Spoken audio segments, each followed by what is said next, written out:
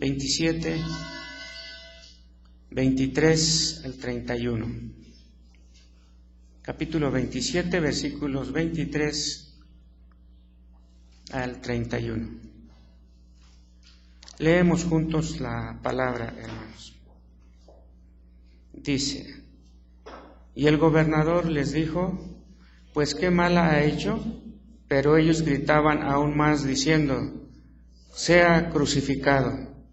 Viendo Pilato que nada adelantaba, sino que se hacía más alboroto, tomó agua y se lavó las manos delante del pueblo, diciendo: Inocente soy yo de la sangre de este justo, allá vosotros. Respondiendo todo el pueblo dijo: Su sangre sea sobre nosotros y sobre nuestros hijos. Entonces le soltó a Barrabás, y habiendo azotado a Jesús, le entregó para ser crucificado. Entonces los soldados del gobernador llevaron a Jesús al pretorio y reunieron alrededor de él a toda la compañía, y desnudándole le echaron encima un manto de escarlata y pusieron sobre su cabeza una corona tejida de espinas y una caña en su mano derecha, e hincado la rodilla delante de él, le escarnecían diciendo: Salve, Rey de los judíos. Y escupiéndole, tomaban la caña y le golpeaban en la cabeza. Después de haberle escarnecido, le quitaron el manto, le pusieron sus vestidos y le llevaron para crucificarle. Oremos, hermanos. Hemos leído tu santa palabra, Padre nuestro. Señor Jesús, respecto a esta palabra, tu imperativo fue escudriñar las Escrituras. Y en el último versículo de este Evangelio, 5:39 de San Juan, dices: Porque ellas dan testimonio de mí.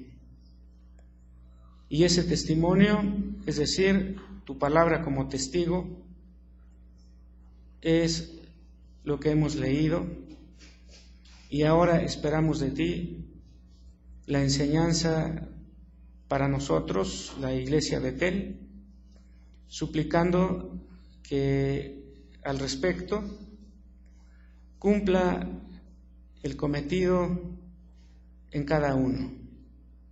Que tu Espíritu Santo nos llene para vivir la plenitud que viene de ti en toda la integridad de nuestra vida, incluyendo en nuestro quehacer y vida como iglesia. Oramos en Cristo Jesús. Amén. Pueden sentarse, hermanos, por favor.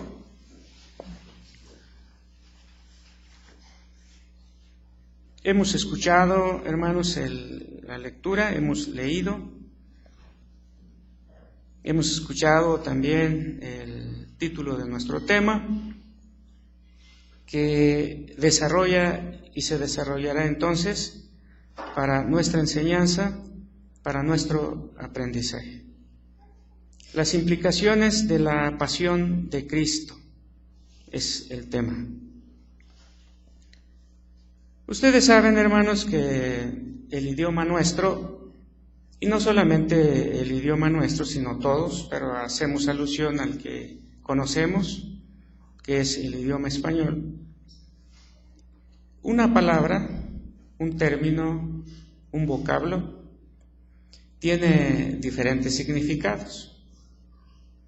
Es obvio que el significado llano, el significado central, es lo que nosotros entendemos cuando escuchamos una palabra. Repito, una sola palabra tiene muchos significados. Y cuando se hace alusión a ese significado central de una palabra, o los diferentes significados, se hace uso de términos como denotación. Decimos una palabra y el primer significado que viene es la denotación. Los que se derivan o amplían el término, se suele decir, es la connotación. es la connotación. Para que entendamos todos, hermanos, ustedes saben que también en el argot de la sociedad mexicana se usan palabras que solemos llamar de doble sentido. Pues entonces, cuando se usa una palabra sin doble sentido, es la denotación. Cuando tiene doble sentido y quien lo escucha capta el doble sentido, es la connotación. Ahora, quiero ilustrar al respecto. En algún sentido sí, en algún sentido no. Pero he mencionado lo que hasta ahora he dicho, precisamente en razón al tema, las implicaciones de la pasión de Cristo. ¿Qué denota el término pasión? La palabra pasión. Obviamente tiene un significado propio, pero también puede tener significados que se derivan o se pueden captar en un sentido más allá del sentido llano, del sentido simple. La palabra pasión, y que se conoce, por ejemplo, la Semana de Pasión, la Pasión de Cristo, etc. La palabra pasión, hermanos, quiere decir en su sentido llano, sufrimiento total. Sufrimiento al extremo. Sufrimiento en grado superlativo. Eso quiere decir pasión. Pasión también quiere decir entrega total. Y entonces ahí se derivan expresiones y temáticas que entran al terreno, por ejemplo, de la sensualidad y cosas inherentes. Las implicaciones de la pasión de Cristo, su sufrimiento extremo, su sufrimiento en grado superlativo, en alguna manera su entrega total por su pueblo. Y antes, hermanos, de entrar a los puntos con el que desarrollaremos el tema mencionado, quiero leer textualmente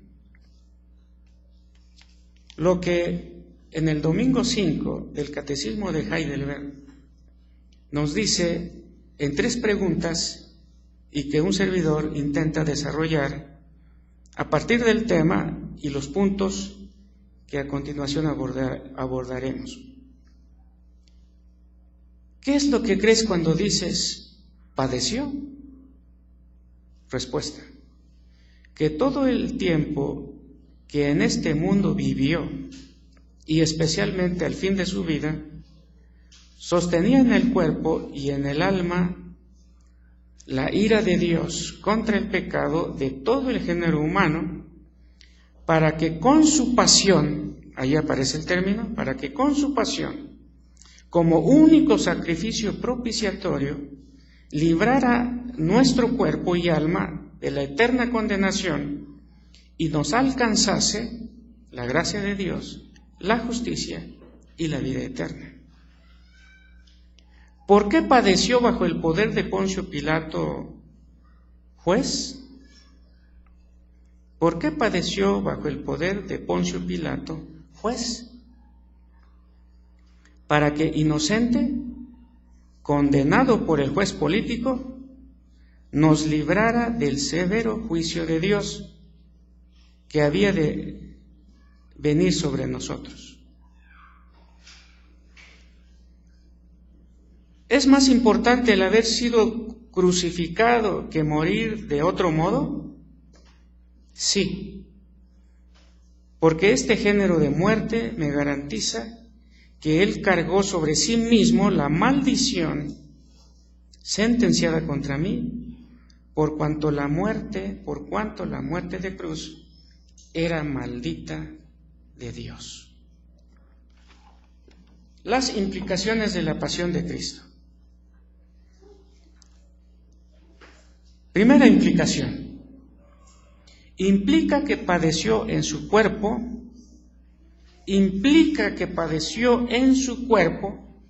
el castigo divino. En 1 Corintios, hermanos, el capítulo 5, el versículo 7, se lee lo siguiente, 1 Corintios 5, 7. Limpiaos pues de la vieja levadura, para que seáis nueva masa, sin levadura como sois, porque nuestra Pascua, que es Cristo, ya fue sacrificada por nosotros. Un pasaje, hermanos, muy familiar y conocido por los creyentes es el libro del profeta Isaías, capítulo 53, concretamente, hermanos, en alusión al punto, versículo 4. Ciertamente llevó Él nuestras enfermedades, sufrió nuestros dolores, y nosotros le tuvimos por azotado, por herido de Dios y abatido. Implicaciones de la pasión de Cristo. Implica que padeció en su cuerpo el castigo divino.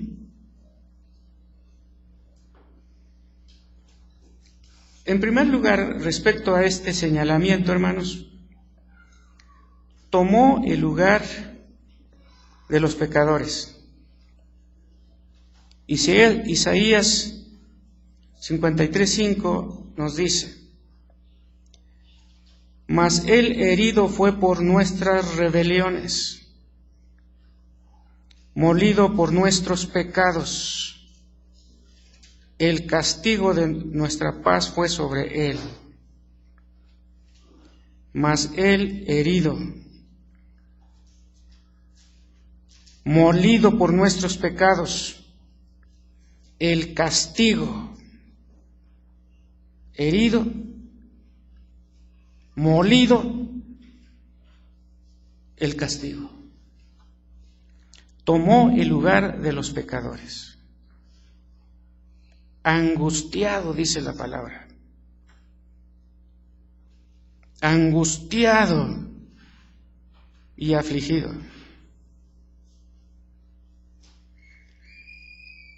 ¿Qué es para nosotros eso?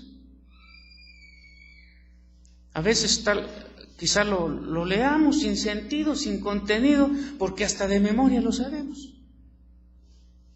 Pero quien ha padecido la angustia lo puede percibir, detectar. ¿Cómo definiríamos la angustia, hermanos? Líbrenos el Señor, pero supongamos que respecto a nuestro hijo, hija, respecto a la esposa o respecto al esposo, o respecto al padre o a la madre. Oiga, los dolores de él, de ella, hijo, hija, padre, madre, hermano, es que tiene cáncer. Y en faceta terminal, en la fase terminal. Es nuestro hijo, es nuestro hermano en la carne, es la esposa, es el esposo, en faceta terminal. Cada día que usted amanezca, comprobará y sufrirá lo que es la angustia, hermano. Implica que padeció en su cuerpo el castigo de Dios. Es lo que dice la palabra. Vivió en una atmósfera totalmente adversa. Poéticamente el profeta lo dice de esta manera: subirá cual renuevo delante de él. Ustedes saben que un renuevo, la palabra común entre nosotros, es retoño. Y los que hemos vivido en un medio rural sabemos que cuando cortamos un arbolito, mientras no es cortado de raíz, en ese pedazo, en esa parte del árbol cortado, de repente va a empezar a salir ramitas. Ese es el renuevo, el retoño. Subirá cual renuevo delante de él, como raíz de tierra seca. Como raíz de tierra seca. Y en tierra seca, ¿qué hay para el renuevo? Totalmente adverso. Totalmente adverso. Nosotros, hermanos, usted, yo, plural, nosotros, pecadores. Pero finalmente, con la semilla del Espíritu Santo en nuestro corazón, no nos sentimos a gusto en X ambiente, porque ya hay semilla del Espíritu Santo en nosotros. Y entonces en X ambiente no nos sentimos bien. Puras mentadas, puras palabras en doble sentido. No es mi hábitat. Nos sentimos incómodos. Ruidazo, que ni se puede ni hablar. Y siendo nosotros todavía pecadores, hermanos. ¿Se imaginan él? Padeció, dijeron nuestros antepasados, lo plasmaron. ¿Qué tipo de cosas? Muchas. La tentación. San Mateo 4 y los pasajes paralelos. Y miren, el Santo de Dios, respecto a quien y al cual nadie podía proferir palabra de condenación. Nadie. Pero ahí está, hermano, siendo tentado. Alguien que estaba bajo su dominio, Satanás, bajo el dominio de Dios, bajo el dominio de Cristo, se atreve a tentarlo. Procura someterlo a su control y a su dominio. Ese es un padecimiento. Y por causa de nosotros, por causa de su pueblo, él se está sometiendo en ese contexto, hermanos. O está siendo sometido. Al menos la intención y el intento. No lo logran, obviamente, porque el segundo Adán no cayó como sí el primer Adán. Romanos capítulo 5 del 12 en adelante. Pero ahí está el intento, hermanos. Su trabajo. Por ejemplo, hermanos, en el 12:24 de San Mateo, leemos lo siguiente. En el 12:24 de San Mateo, y es una forma de padecer. Mas los fariseos al oírle decían: esto no echa fuera a los demonios, sino por Belcebú, príncipe de los demonios. Miren, el Hijo de Dios, su obra redentora, la manifestación de su señorío, entre otros era echar fuera demonios, para una forma de decir: el reino se ha acercado, el reino está entre vosotros. Manifestación externa, fuera demonios. ¿Y qué dice la gente? Particularmente los que estaban comprometidos de dirigir al pueblo de Dios respecto a Él, respecto a Dios. ¿Cuál fue su respuesta? Echa fuera demonios por Belcebú, príncipe de los demonios. Hermanos, yo creo que de nosotros todos, en algún momento, se ha dicho de nosotros falsedades. Y cuando dicen de ti, hombre, mujer, falsedad y calumnia, el corazón, la sangre, hierve. ¿Cómo es posible que se diga? Y luego, ¿quién lo dijo? Muchas veces en la misma familia. Ahora, hermanos, Jesús, aquellos que deberían enseñar de Él, son los que están diciendo: por el príncipe de los demonios hace lo que hace. Por eso, hermanos, es contundente cuando Jesús, en este contexto, dijo: cualquier pecado que se diga, inclusive pecados contra el Hijo, se puede perdonar, pero el pecado contra el Espíritu no. En este contexto salió la exclamación de Jesús.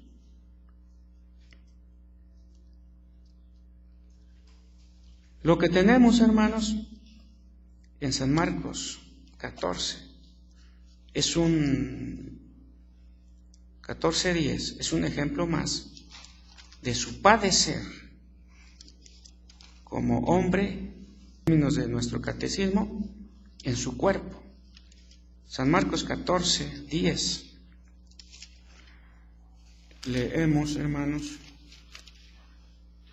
lo que el evangelista dejó para la historia, porque está escrito: entonces Judas Iscariote, uno de los 12, fue a los principales sacerdotes para entregárselo.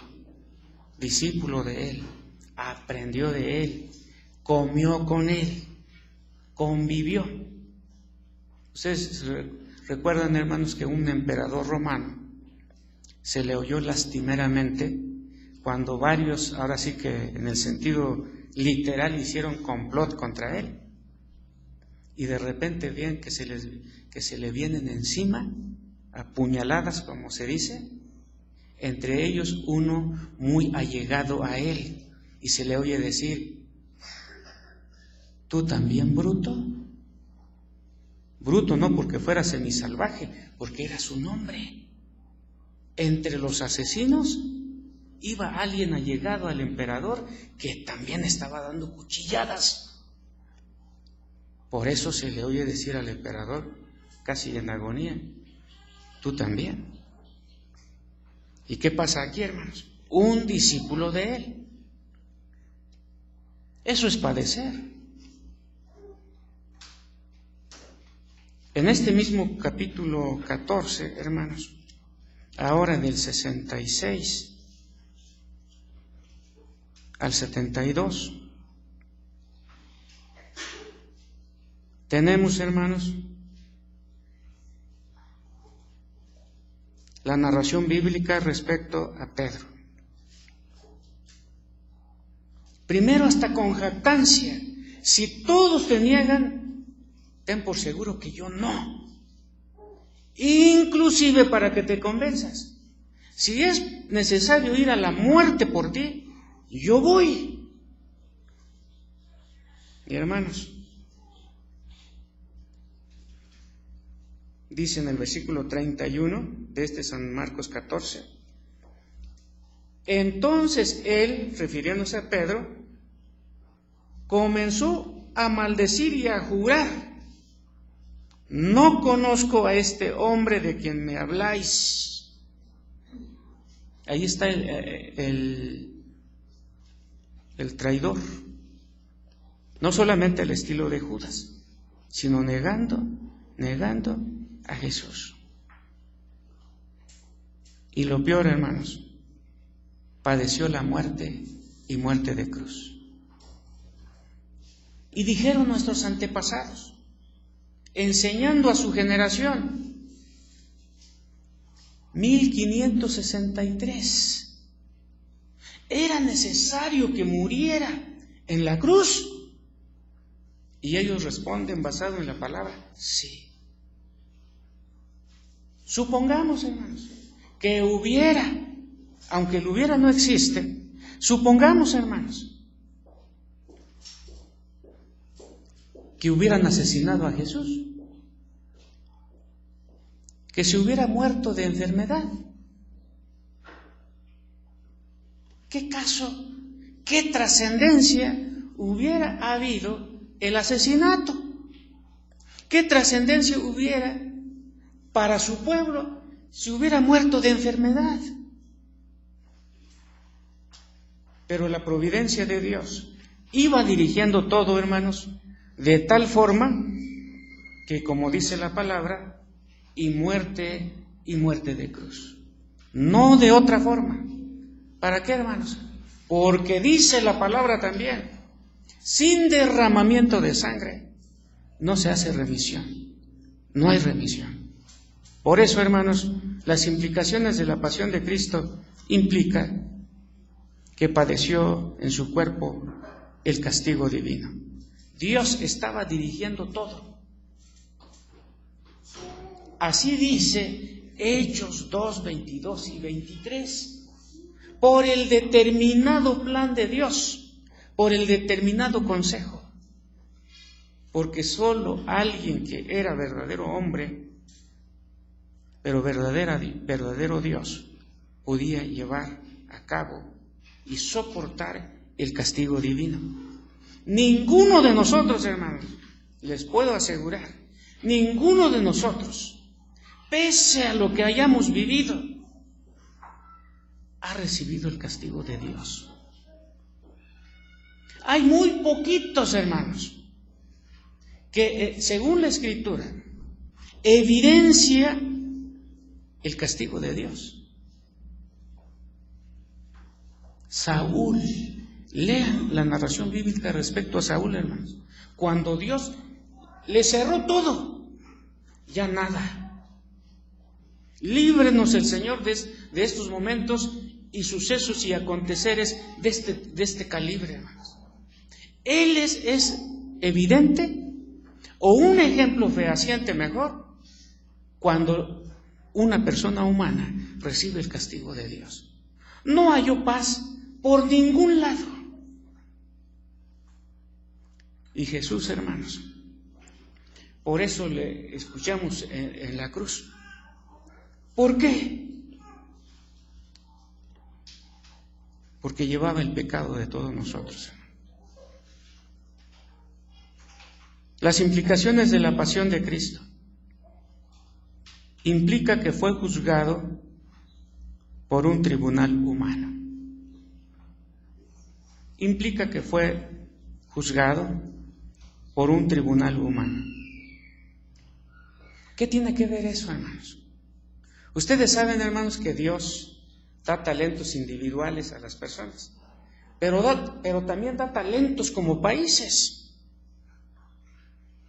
Los griegos, por ejemplo, independientemente de que no estamos de acuerdo con mucho de lo que ellos hicieron, son conocidos como los filósofos. Como los filósofos. Los romanos, los que cultivaron el derecho en la historia.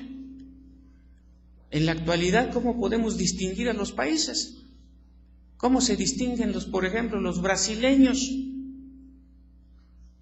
Por su samba, tal vez, pero también por su buen juego. Entonces los países se conocen por algo.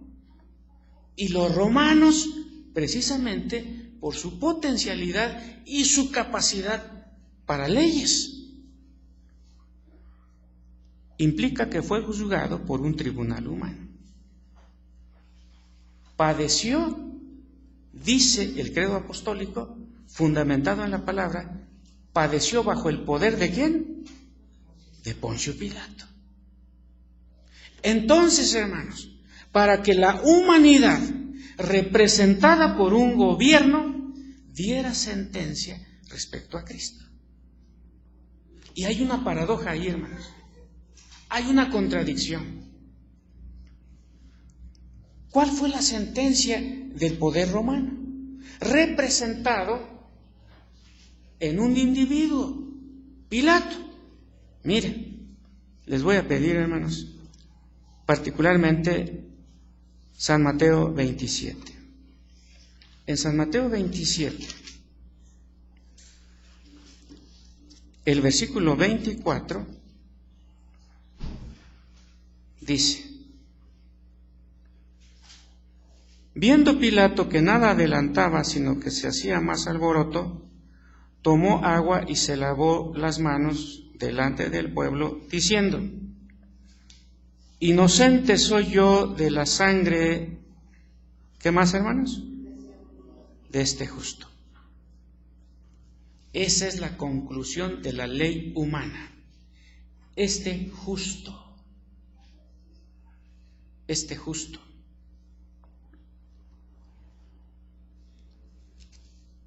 San Lucas 23, 3 versículos de este capítulo 23 de San Lucas, nos dice, hermanos, nos dice lo siguiente.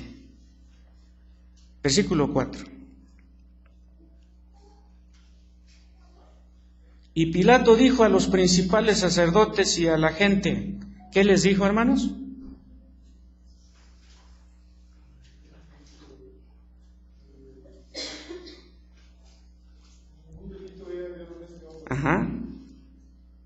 Ningún delito hallo en este hombre.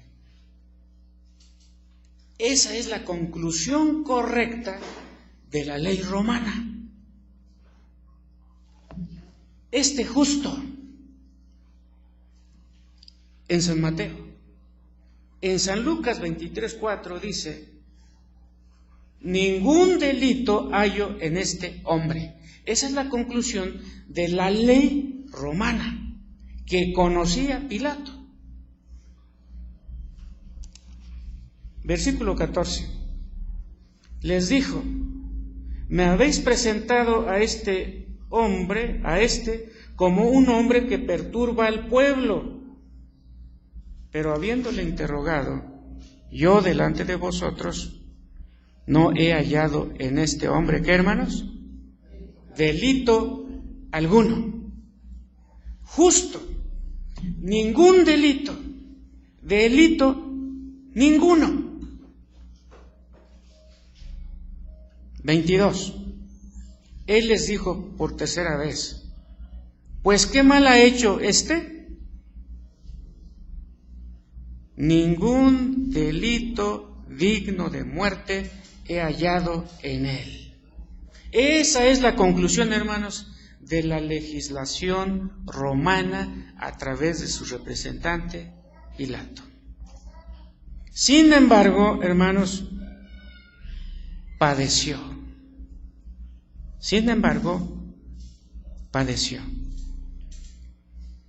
El cuarto evangelio, hermanos, que es el de San Juan, en el capítulo 18, en el versículo 38, le dijo Pilato: ¿qué es la verdad?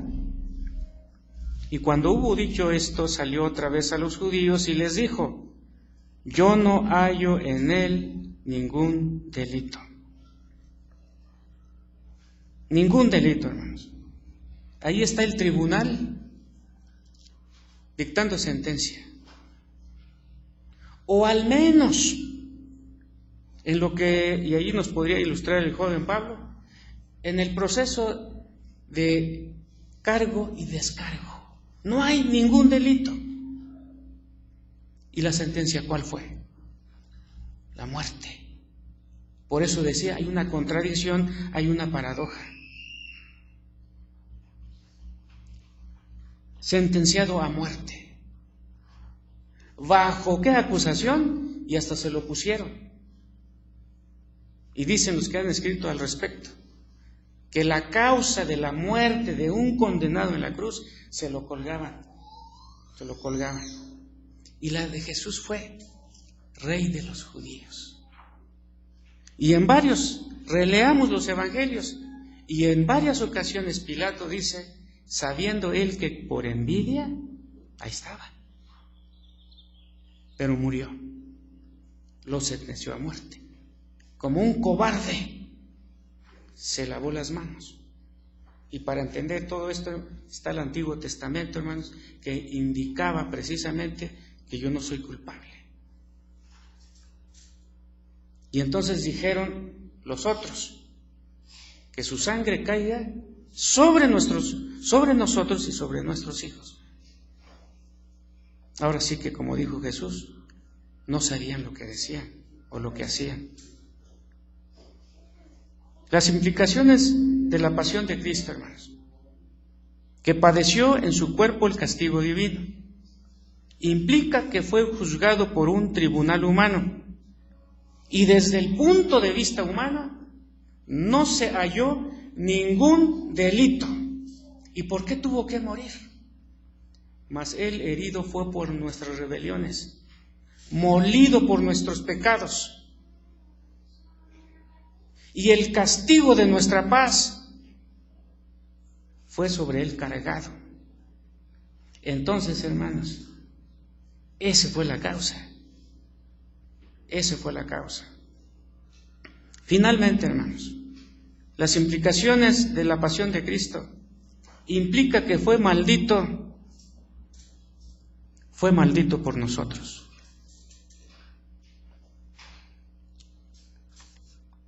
En Gálatas 3:13, el apóstol, perseguidor de Jesús, perseguidor de su iglesia, pero ya converso, en el 3:13 de Gálatas dice: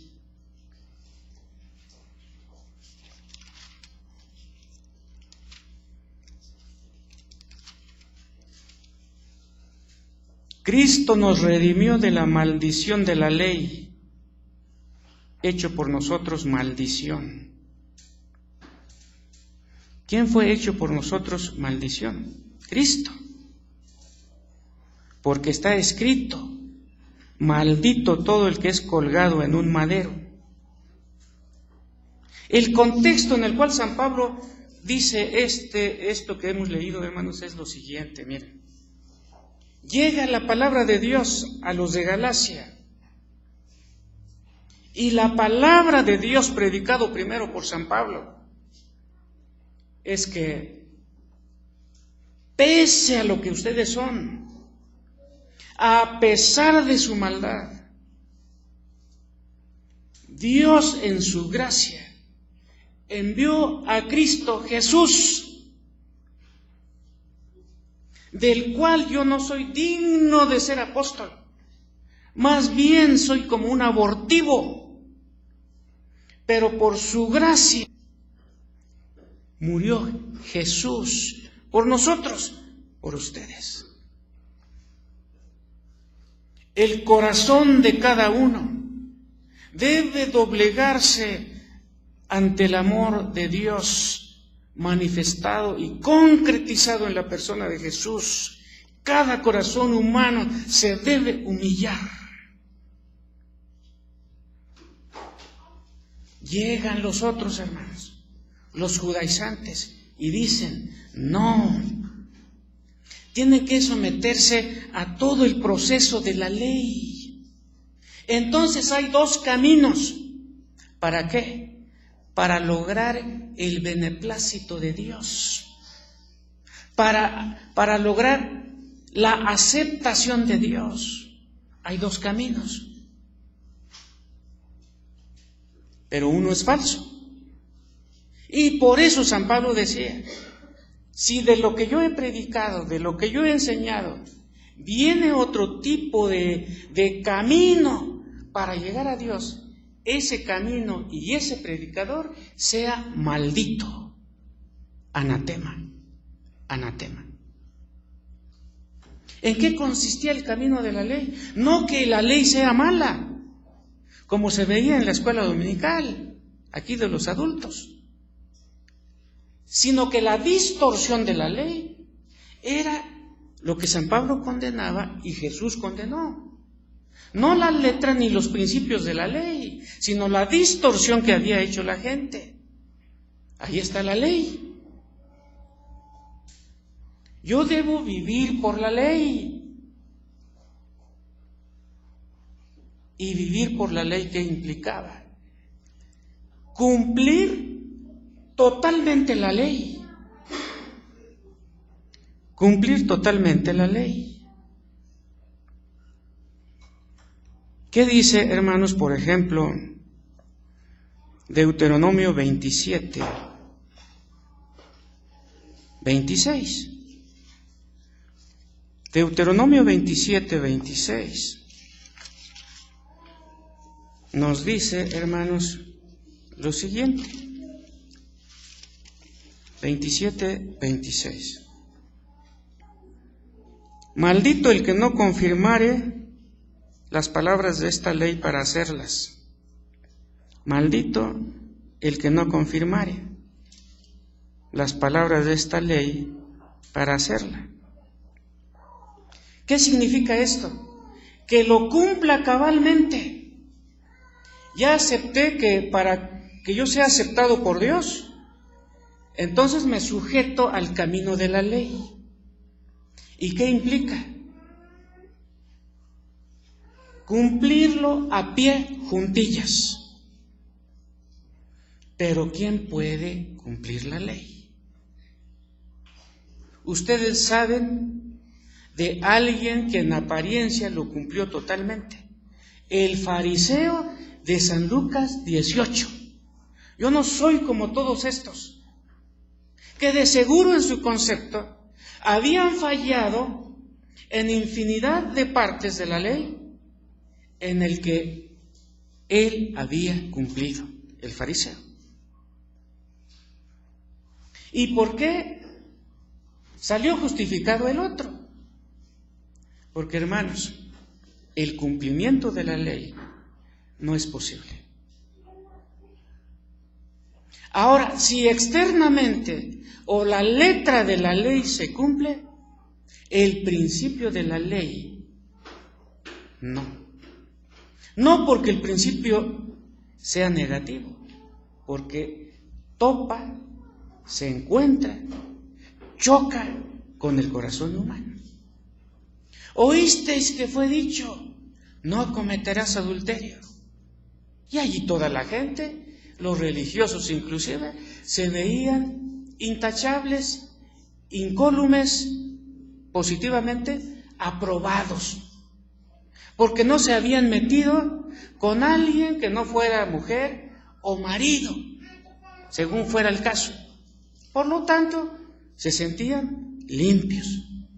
Pero cuando Jesús añade, mas yo os digo que cualquiera que ve a una mujer para codiciarla, ya adulteró con ella en su corazón, y allí todos se empezaron a agachar. ¿Por qué? Porque el principio de la ley iba al corazón, y externamente la ley, posiblemente todo mundo parecía intachable. Pero entonces, hermanos, eso es el evangelio que llegó a Galacia. Pero San Pablo les dice, si ustedes hacen eso, entonces, y miren, hermanos, regresamos por favor a Gálatas 3:13 y nos vamos a dar cuenta lo que San Pablo enseña. Gálatas 3:13 dice la palabra: Cristo nos redimió de la maldición de la ley, hecho por nosotros maldición. ¿Por qué, hermanos? Porque la ley nos está diciendo, a ver, Pablo, a ver, Aarón, a ver, Virgilio, a ver, Ángel, a ver, y nombrando a todo mundo. No puedes.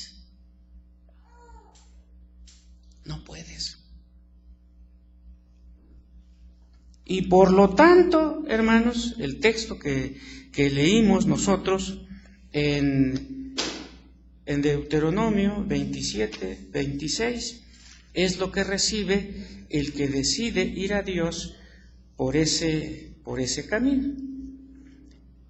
En el 27, 26 se recalca de manera muy clara, hermanos, lo siguiente: maldito el que no confirmare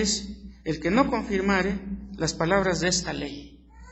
Nos ponemos ante la balanza de la ley, que exige el cumplimiento del 100% de sus demandas, y entonces, hermanos, todos caemos.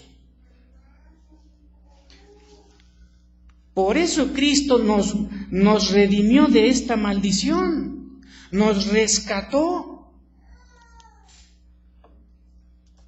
Y entonces, hermanos, ¿qué es lo que dice la palabra? Que Cristo fue maldito. Así dice la parte final de Gálatas 13. Maldito el que no cumpliere, el que no se ajustara a la ley. Ahora, Cristo se ajustó a las exigencias de la ley, cumplió plenamente. Pero ¿por qué murió como maldito? Porque allí dice, hermanos, porque llevaba la maldición que debería caer sobre la espalda de todos aquellos que conformaban su pueblo. Y para que sobre ellos no cayera la maldición, ¿qué dijo Jesús? Yo pongo mi espalda para que él fuera maldito. Y para nosotros ya no hay maldición, porque estamos escondidos, estamos en el que fue maldito. Ahí está la gran diferencia, hermanos. Por eso dice la palabra, nos rescató de la maldición de la ley. Porque la ley, reiteramos lo que dice la palabra, exigía el cumplimiento total. Nadie lo cumple. Por lo tanto, todo mundo es maldito por la ley. Y todos, fíjense cómo termina Deuteronomio 27, 26. Amén. Fíjense. Y entonces todos nosotros seríamos malditos. ¿Y por qué no lo somos? Porque estamos en aquel que fue maldito por nuestra causa. Por eso, las implicaciones de la pasión de Cristo implica que fue maldito por nosotros. Individualicémoslo. Fue maldito por mí. Fue maldito por ti. Y San Pablo entonces, hermanos, dice, este es el camino para recibir el beneplácito de Dios. Eso lo dice San Pablo. Pero en alguna medida refleja el espíritu de lo que Jesús mismo dijo. El que cree en el Hijo tiene vida eterna. Mas el que es incrédulo al Hijo no verá la vida, sino que la ira de Dios está sobre él. San Juan 3:36. Este es el espíritu que dominó la mente de San Pablo cuando escribe lo que hemos leído. Por lo tanto, nosotros recibimos el beneplácito de Dios porque estamos en el camino establecido por Él mediante Jesucristo. Vivirá por la ley. Entonces implica que la gente se salva por la ley. No. Porque junto con esto, que la ley no es negativa, introduce en el mismo Antiguo Testamento, mas el justo por la fe vivirá. En la conclusión, hermanos, quiero decir lo siguiente, remitiéndome al mismo Gálatas capítulo 3, pero ahora en el versículo 14, hermanos, quiero tomar ese texto como parte de la conclusión, para que en Cristo, acuérdense, el maldito del 13, pero no por su naturaleza. Maldito porque llevaba el pecado de todos nosotros. Ahora, somos benditos en Él. Versículo 14. Para que en Cristo Jesús la bendición de Abraham alcanzase a los gentiles, es decir, los de Galacia, es decir, nosotros. Esa bendición de Abraham, hermanos, es el que tenemos en Génesis, el capítulo 12. Miren, en Génesis, el capítulo 12, está la bendición del cual San Pablo está hablando y escribiendo en Gálatas 3:14. Miren, en Génesis capítulo 12, hermanos, leemos lo siguiente. Pero Jehová había dicho a Abraham, vete de tu tierra y de tu parentela y de la casa de tu padre a la tierra que te mostraré. Versículo 2. Y haré de ti una nación grande y te bendeciré. Engrandeceré tu nombre y serás bendición. Y serás bendición, dice la palabra. Bendeciré a los que te bendijeren y a los que te maldijeren bendeciré. ¿Qué está diciendo San Pablo en el 14 cuando dice para que en Cristo Jesús la bendición de Abraham alcanzase a los gentiles? Maldito por nuestra causa, hizo pecado sin ser pecador,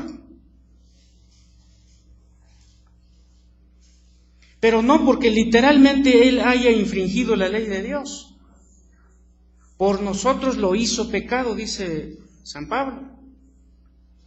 Y entonces, como él sí cumplió toda la ley en todas sus manifestaciones,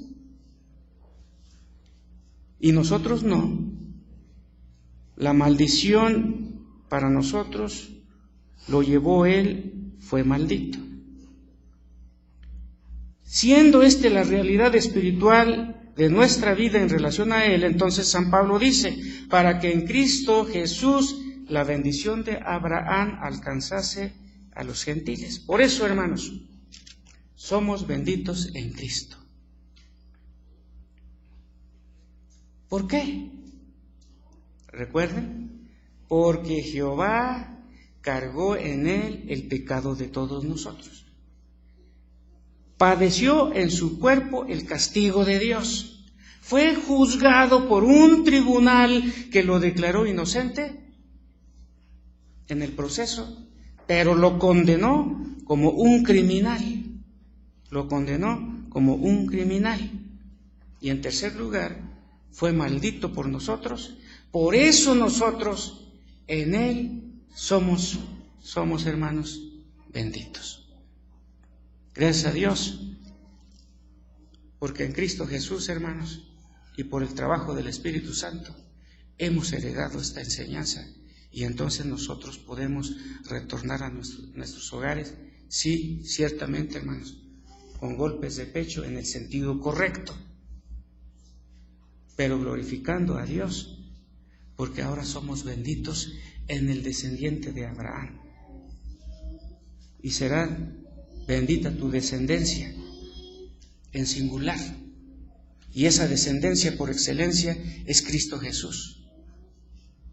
Y Cristo Jesús tipificado por Abraham. Y cuando Jesús llega, hermanos, cuando Jesús hace lo que hemos visto así en forma muy resumida, entonces la bendición que se señala en Génesis 12, dice San Pablo, es la bendición que hemos alcanzado los gentiles. Nos ponemos de pie, hermanos, para orar. Bendecimos tu santo nombre, Padre nuestro. Jesús, te damos muchas gracias porque padeciste en grado extremo, porque sufriste en grado superlativo, te entregaste con vehemencia para salvar al pueblo que te fue encomendado. Y nadie te pudo acusar de ningún delito, incluyendo la ley humana, la ley romana. Fuiste juzgado, declarado inocente, muerto como un criminal, pero la causa lo sabemos. Mas el herido fue por nuestras rebeliones, molido por nuestros pecados, y el castigo de nuestra paz fue sobre él. Nosotros, culpables, por nosotros mismos, malditos. Pero Cristo murió como maldito, no porque hubiera quebrantado la ley, sino porque llevó el pecado de todos nosotros. Y nosotros ahora, en Cristo, somos benditos y hemos alcanzado la bendición de Abraham. Espíritu Santo de Dios, graba esta enseñanza en el corazón de cada uno.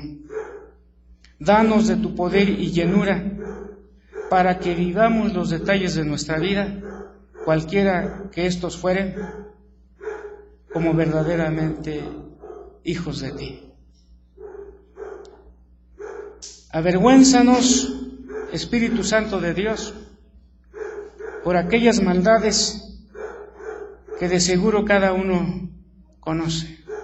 Avergüénzanos.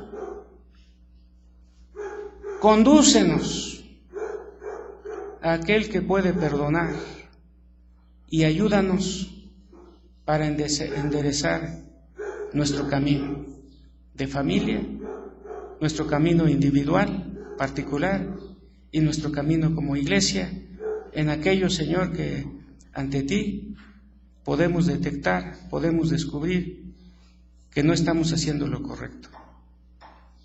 Entre tanto, Señor, marchamos al día de Jesucristo, como dice Filipenses. Danos un espíritu de compromiso, un espíritu de lealtad, un espíritu de fidelidad, para glorificar tu nombre, entre tanto vivamos. Oramos en Cristo Jesús. Amén. Pueden sentarse, hermanos.